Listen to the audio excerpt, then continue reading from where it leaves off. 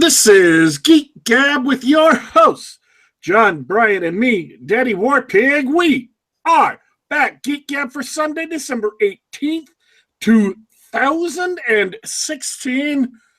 But getting very, very close to 2017. Our topic today is console wars.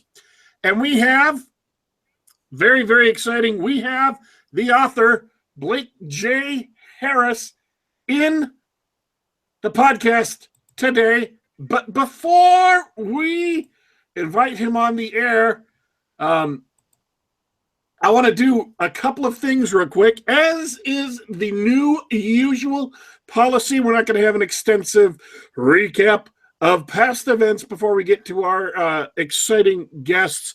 But I will mention, I did, in point of fact, see Rogue One last week, and at this moment in time, neither of my co-hosts are planning on doing so, and so we will have a sort of, we will have a very, very teeny tiny short review of it right now, which is, I enjoyed it. It was a good movie.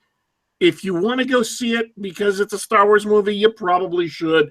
It was very enjoyable.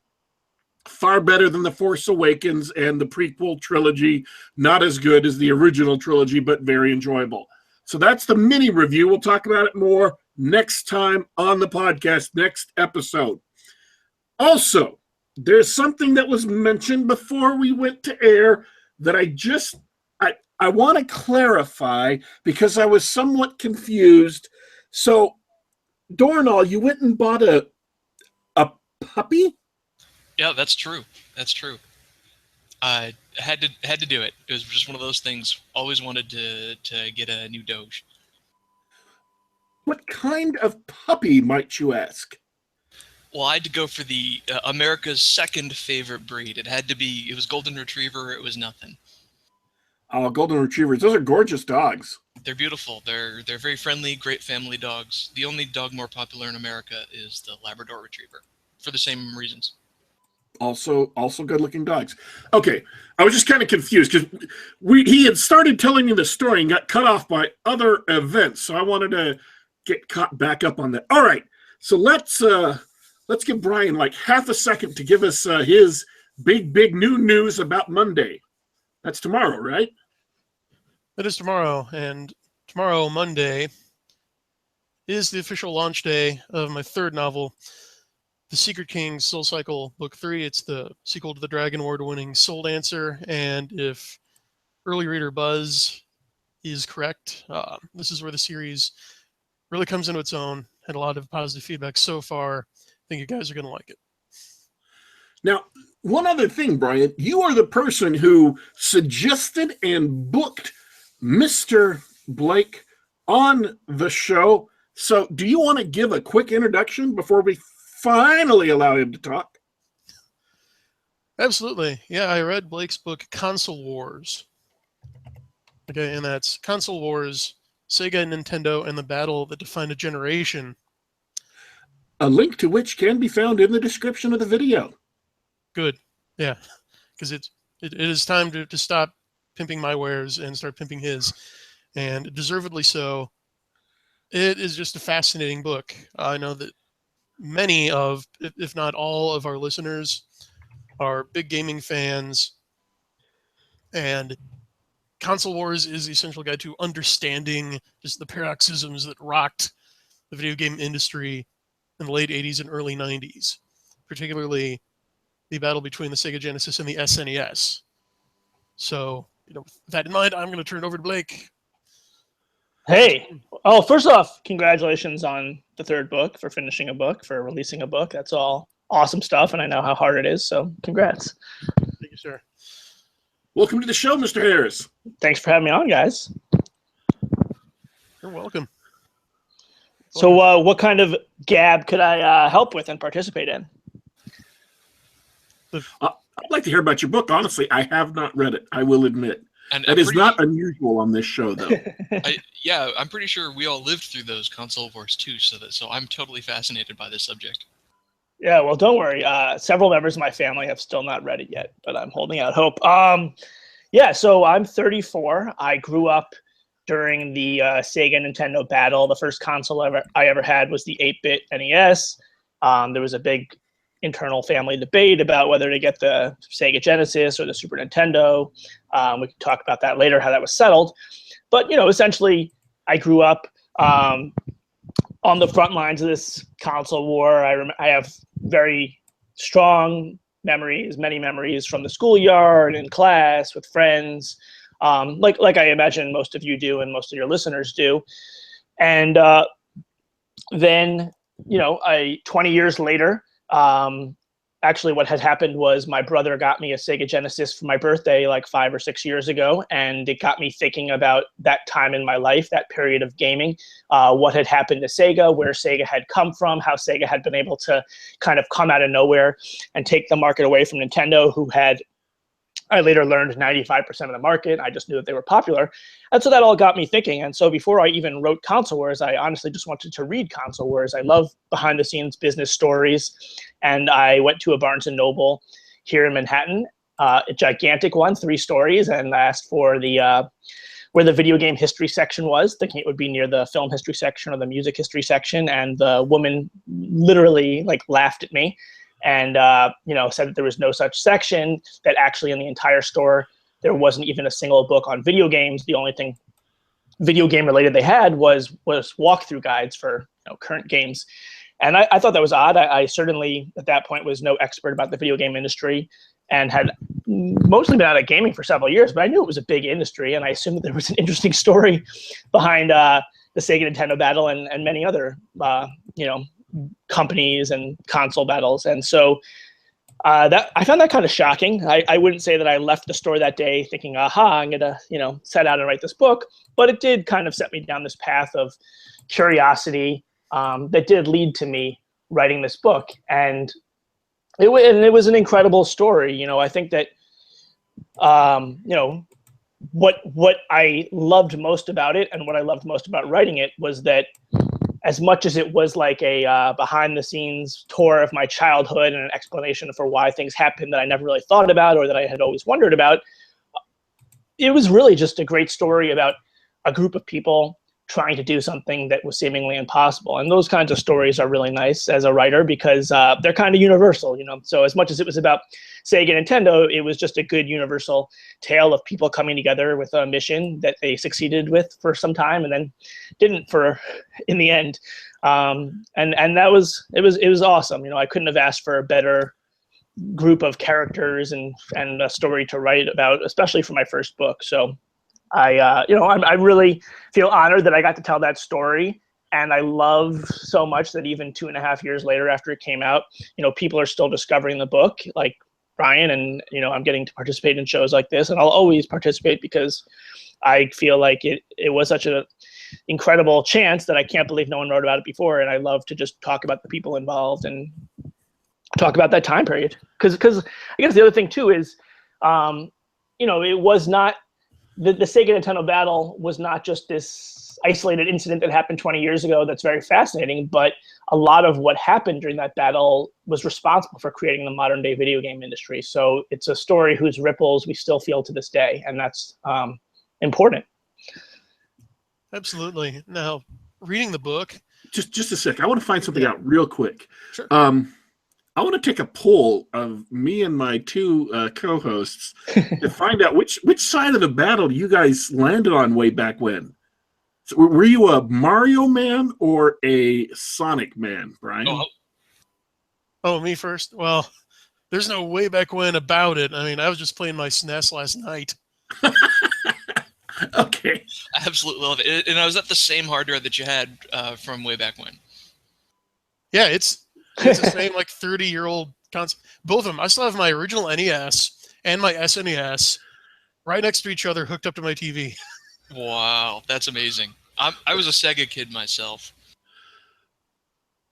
See, you would expect me at this point to be a tiebreaker, but my family couldn't afford consoles when I was little, and then when I moved out of the house and got big, I didn't buy a console until 2005.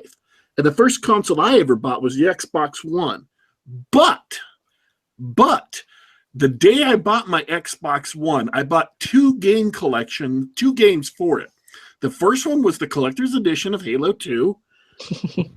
And the second one was the Sonic collection. They had a collection of 9 different Sonic the Hedgehog games because one of my roommates in college actually had a Genesis. And so I got to play Sonic the Hedgehog and a game about a captain of Roman troops who eventually conquers the whole empire. I don't even remember what it's called. Centurion or something like that. But yeah, so I'm not exactly a tiebreaker because I didn't own one of those consoles and I didn't buy one of those consoles for years. But had I bought a console back then, it would have been a Sega. In fact, when I bought my Xbox One, 3 of the games I bought for my Xbox One are Sonic 1, Sonic 2, and Sonic CD. And I've played them on my Xbox One within the last couple of months. So, well, that's what makes it so fascinating from my perspective, because from my perspective, it was a lot about the games. And to me, in hindsight, the Sega Genesis, the hardware was kind of a piece of crap. But because, I mean, when you compare side to side the games, you could tell that Super Nintendo had like much higher quality. But the games were so good on the Genesis. Like, they were as good, if not better, in terms of fun gameplay, fun art and animations and things. So Sega just had something there. But is that what happened behind the scenes? Is that really what happened, Blake, or is it something else? I mean, to some degree, I think a lot of people don't realize, myself included at first, that the Genesis came out 2 years before the Super Nintendo. So yeah, it was the first to 16 bits, but Nintendo was in an opportunity to kind of improve upon that. So I would say that the hardware was technologically superior, but Sega did a great job of maximizing for their hardware. And that was part of like the business strategy too. A big aspect of the book, kind of like the ultimate through line, is that this was not necessarily like a good guy versus bad guy battle. David, it is a David Goliath story, but no one was really in the wrong here. It was really just a battle of dueling philosophies, and Sega was all about freedom, and Nintendo was all about control, in the sense that, kind of like Apple today, they had a closed architecture. Everything had to go through internal processes, and they really were controlling a lot of it for what they said was the sake of quality, which is probably true to some degree. But because Sega was so open to courting and working with third-party developers who made the majority of the games, they were able to better maximize for the system and really make games that probably felt like they were better. Of course, as part of the research of the book, I talked with a lot of developers outside of Sega and Nintendo, and whenever I would talk about their game, especially the ones that were available on both systems, like the Electronic Arts, the EA Sports games, they would always say like, "Oh no, make sure you play the Genesis one. That's the one that's like better." Even though, to your point, the hardware itself, I don't think it was better, and it came out 2 years earlier, so it kind of shouldn't be better. But it really, like, there is a quote in the book that's mentioned several times: the name of the game is the game, and that's really what it all comes down to. And as businessmen and marketers, you try to make your system seem sexier and more sophisticated, but really it's about the games. And Sega did a great job of getting that library and also kind of creating that perception that their system was faster and could handle Sonic and things like that. Yeah, the David versus Goliath metaphor is really apt because, even as a Mario man, as David Warpig said, I couldn't help but root for Tom Kalinske and Sega, and just their scrappy underdog battle to take away market share for Nintendo. Yeah, no, it was great. Like, what was so fascinating conceptually to me was that the heart of the story is the David and Goliath struggle of Sega, and kind of like almost like it reminded me of that movie and the book Moneyball, of like competing against this Goliath, and you have like 1/10 the budget of your competitor, so you have to come up with creative strategies and clever ways to do things. But what was conceptually interesting to me was that 5 years earlier, Nintendo was David in their own David and Goliath story of resurrecting the video game industry. So I kind of thought that was odd. You know, we never hear much about the backstory of Goliath, but in this case we did, and it actually played a huge role in how this played out. Because I don't know if this is in the book or not, but the video game industry as a whole in 1982 disappeared because of several things, but mainly E.T., the infamous game they buried in an actual landfill. It was so bad, It was so unsold. And after that, the video game industry was kaput until Nintendo came along with what had been the Famicom in Japan and became the Nintendo Entertainment System in America. Absolutely. And, you know, in hindsight, given how big video game industry has become and what a big part of our lives it is for most of us, you know, it might seem silly to think that the video game industry is dead circa 1985.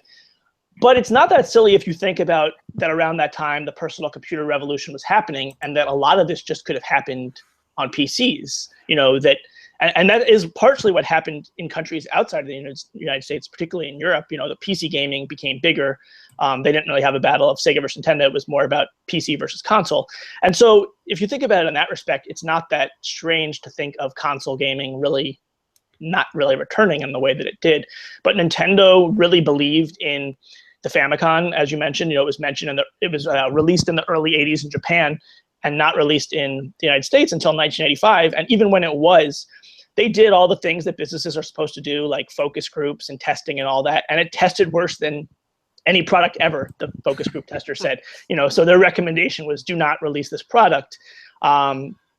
And you know, as great as we all remember the NES to be, it was a real challenge to even just get it into stores. I remember hearing from several of the salespeople who were like literally on the ground, going into stores, going into the Wiz, going into Crazy Eddie's, saying, "Hey, will you carry this for the Christmas season?" And them being told no because they had been burned by consoles in the past. And that's really, you know, a lot of what the book was about, just the kind of things that I wouldn't have normally thought about before. I think that as a kid and even as an adult, we just kind of imagined there's this meritocracy to products, that like the best products are available and we could buy them. And, you know, the best games are the ones that are in the stores. We don't think about what a challenge it is to persuade the regional sales managers and what a big difference that makes. Or even in the case of like Sega, there was a point where they definitely had a very good case that they had the better console, especially with Sonic the Hedgehog coming out before the Super Nintendo.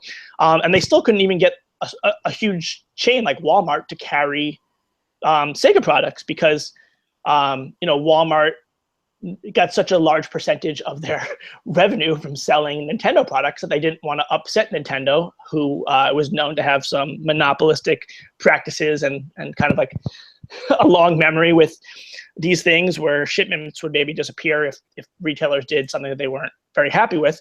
And so even whether or not you agree that Sega had a better system, you know, at least it was a system worth buying, you know, or at least worth being available for customers to decide.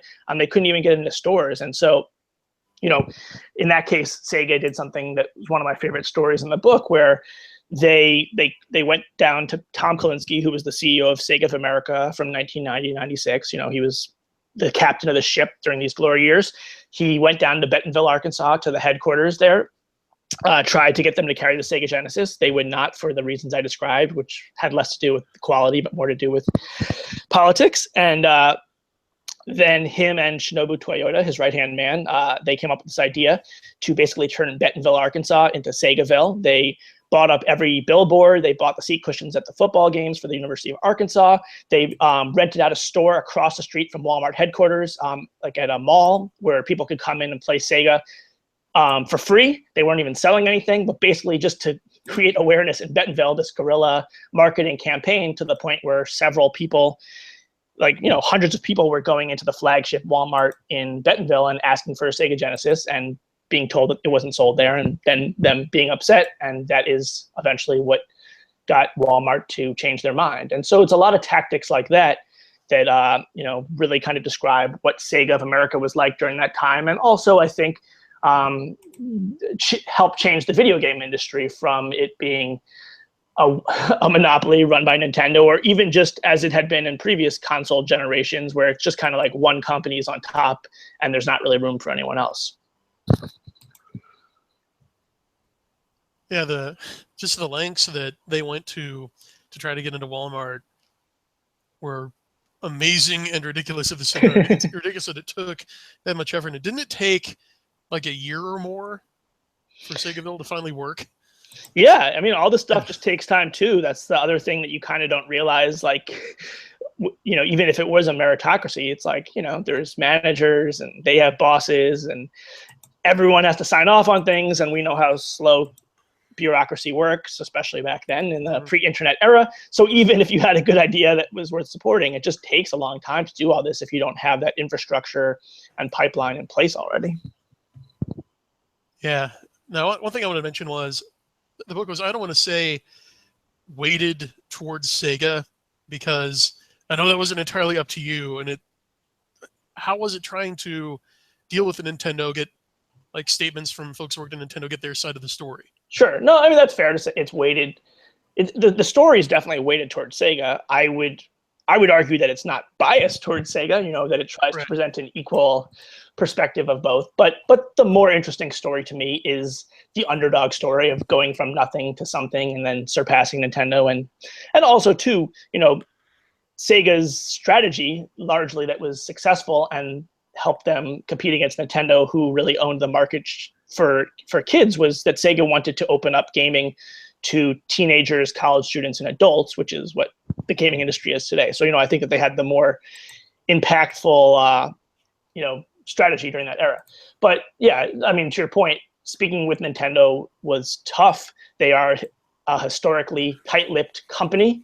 Also, whereas Sega was very much like a Silicon Valley company where people come in and out, they hire experts, for certain specialties, and they're grow very quickly and then shrink very quickly. Nintendo is much more slow and steady, and people who work there tend to work there for their entire lives. So it's harder to get interviews with people who are still affiliated with the company, which was not the case with Sega. So it was very hard for a long while.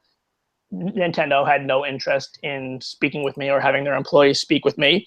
But, luckily, though it didn't feel that way at the time, the book took 3 years to put together.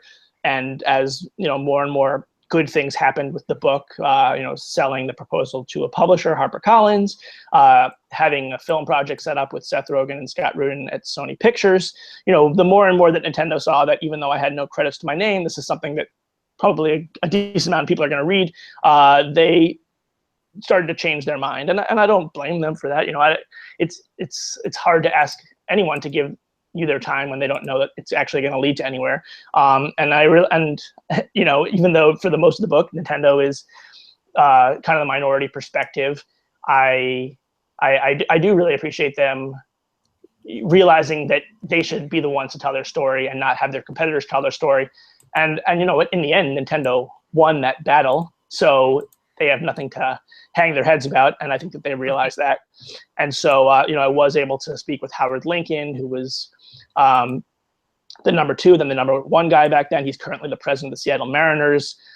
Really fascinating guy, former Navy lawyer. And kind of, I got to see it from their perspective, and that was really cool because, in a way, I kind of wanted the reader to experience the battle the same way that I did as a researcher, where for the first year or so I'm just hearing about how Nintendo is the biggest jerks in the world, all these potentially illegal things they're doing and what bullies they are. And then as I got to speak with more people from Nintendo, I saw that at least they had reasons for doing what they did. They thought they were the good guys in the story, and I think that that's important because in every battle both competitors always think that they're right. Absolutely. Yeah.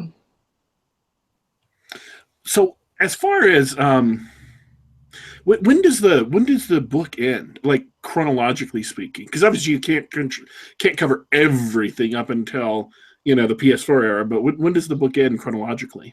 Sure, the book ends in 1996. Like I kind of said earlier, that of course this is a video game book, but like really it's the story about people, and so the book essentially starts in 1990 with Tom Kalinske, who's the former CEO of Mattel. He had helped create the Flintstones chewable vitamins before that and done all these great things in his career, like revived the Barbie line and helped create He-Man Masters Universe. And but he was out of a job in 1990 and sort of at a crossroads in his life on a beach in Hawaii with his family, not really knowing what he's going to do next. for his career, and kind of assuming that the best years of his career are behind him. And then he's approached out of the blue by Hayao Nakayama, the president of Sega of Japan, and offered a job to take on Nintendo and to run Sega. And he ends up accepting that opportunity. And so the book really chronicles his experience at Sega, which ends in 1996, a year after the release of the Sega Saturn. And so, it does not go into the full life of the Saturn. It doesn't go at all into the Dreamcast, though I think that, I would love to read a book about those years. If anything, I hope that my book inspires others to write about the industry in this way.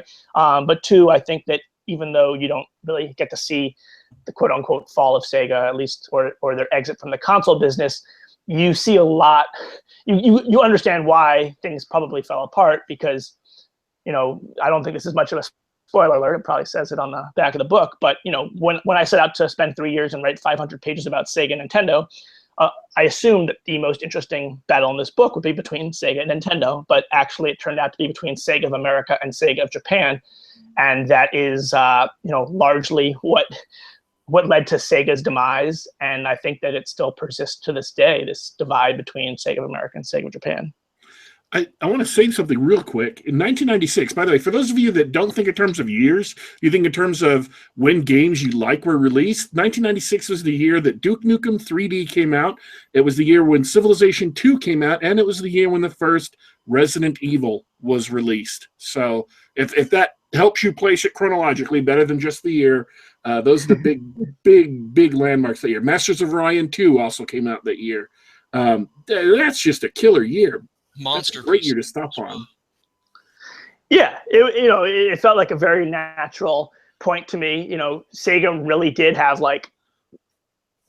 definitely less than 5% of the market to start with, and they did surpass Nintendo at some point, and by 94, and we're up to 60%. And by the time the story ends, they're back down again. And because the elephant in the room, or the elephant that kind of goes from this small elephant to this gigantic one by the end of the book, is Sony.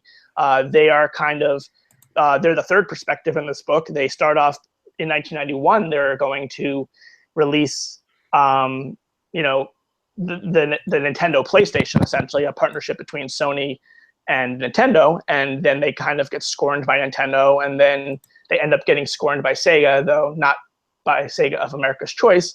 And they end up going it on their own, and they end up releasing the console that is much more successful than the N64 and the Sega Saturn. So it felt like a natural ending point. And, I hope that someone, or maybe myself one day, will take that baton and tell the next part of the story.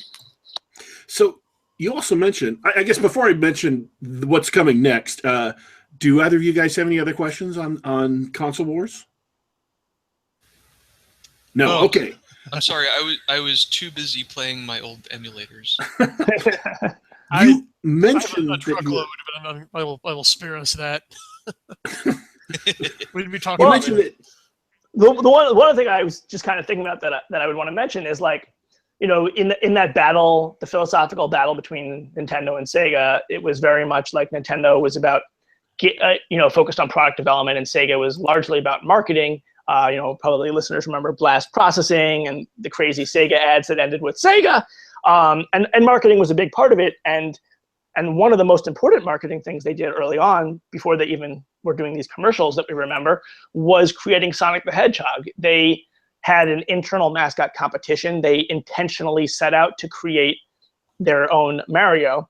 And I mention that because, a lot, who doesn't want their own Mario? But, a lot of times when we think about these business stories of men in a boardroom trying to come up with something that kids would like, it often turns out like Poochie on The Simpsons, where it's just this thing that tries to be cool but isn't cool at all, and it's kind of baffling to the executives. And so I think so much credit is owed to Sega for successfully creating Sonic, and there were so many facets to doing that.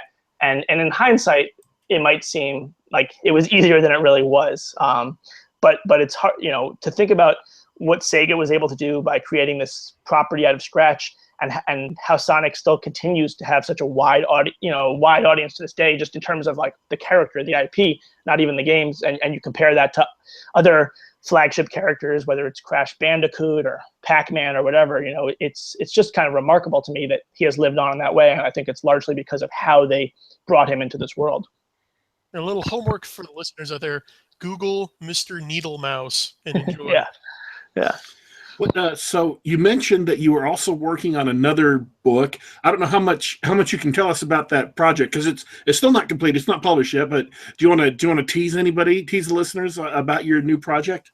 Sure. So I think that kind of you guys get the sense from me talking about Console Wars that what I loved so much about that story was that it was more than just video games. It was kind of this wonderful intersection of personalities, technology, entertainment, social interaction, and all these things, in a way that did make it feel like a huge cultural battle from the early 90s that affected a lot of people's lives. And so I remember after finishing the book, I was telling my manager that it was really sad I was never going to write a book as good as Console Wars. And he said, "Oh, no, don't worry. You'll keep getting better at writing." And I said, "Yeah, I hope I do, but I just think I'm never going to find a topic that speaks to so many people and, describes something that had such a big impact on the world, especially culturally, and had such interesting personalities and ideas."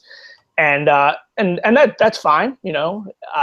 I'm so proud of Console Wars, and if it's the best book I ever write, I'll be very happy with that. But a few years ago, I tried the Oculus Rift DK1, the development kit headset, and as soon as I did, I thought, wow, this is going to be bigger than Sega Nintendo. This is a story, virtual reality, the resurrection of virtual reality, and where VR goes these next 5, 10, 100 years is going to be bigger than console gaming to me, or at least worthy of a great story. And so that's what the new book is about. It's about the resurrection of consumer virtual reality, and largely focused on Oculus and what they've been able to do these past 4 years, and of course also Valve and HTC and Sony and now Google, and basically just what it takes to start and sustain a technological revolution. Because to the point we were talking about earlier with the hardware of the Genesis, a lot of the times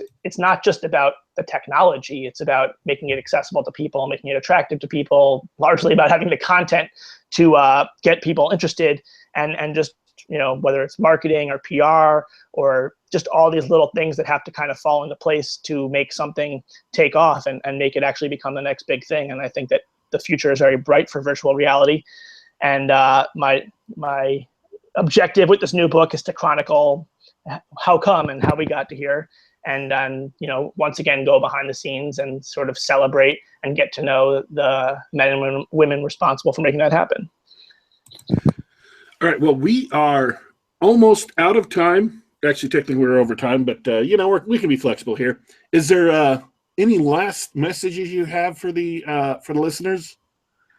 On what subject matter? Give me a anything prompt. you want. Anything you want to say, other than politics, really. Yeah, let me tell you what I think about politics. No, I have no message.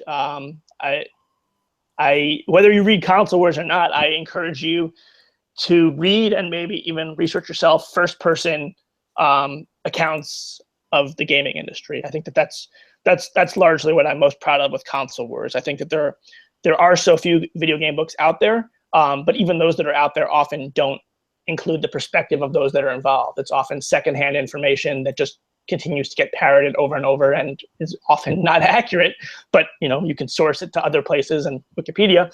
And so I think that one of my favorite parts about writing Console Wars was just hearing like these oral histories of what happened. And these people are still alive. They're getting a little bit older. And it's a great time to learn more, whether you're a reader or whether you're a writer.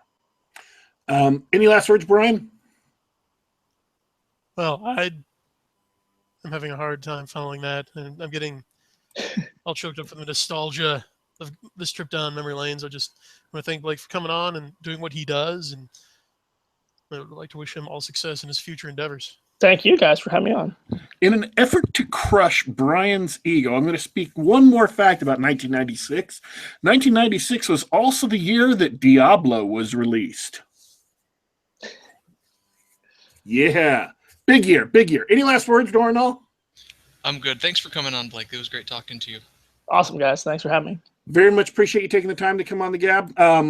So let's run down through the normal stuff, folks. This is Geek Gab. We're a live podcast. We're here roughly once a week, broadcasting on youtube.com/geekgab. You can watch all our past shows and catch announcements about these events when they get posted, which isn't necessarily too timely recently, but we're hoping to change that. But also, just in case you didn't know, if you listen to the live shows, you can participate in the chat and ask us questions. We do take questions from the chat. We didn't have any today. But also, you can catch us on the Apple iTunes. Just do a search for Geek Gab. You can subscribe on iTunes, get the podcast version of this show to listen weeks or months later. You can also catch us on, if you don't want to go through iTunes, just on the web on SoundCloud. Do a search for Geek Gab. We're on there. And last but not least, you can also catch us on the Google Play app for Android. Just do a search for Geek Gab, and you can get this podcast any one of those places. We make it available to anyone all over the place. Thanks for tuning in, folks. Links to Brian's first two books, Netherio and So Dancer, are in the description below the video or in Get Information in iTunes. Links also to Brian's blog, my blog, our Twitter accounts, and the podcast feed for iTunes, just in case you can't find that easily by searching for Geek Gab. Thanks for tuning in for today. This has been episode 78, Console Wars with Blake J. Harris. We appreciate Mr. Harris coming on. We appreciate all of you for listening in live and everybody who listens later. We are signing off for now, but don't worry, don't you fret. We will be back.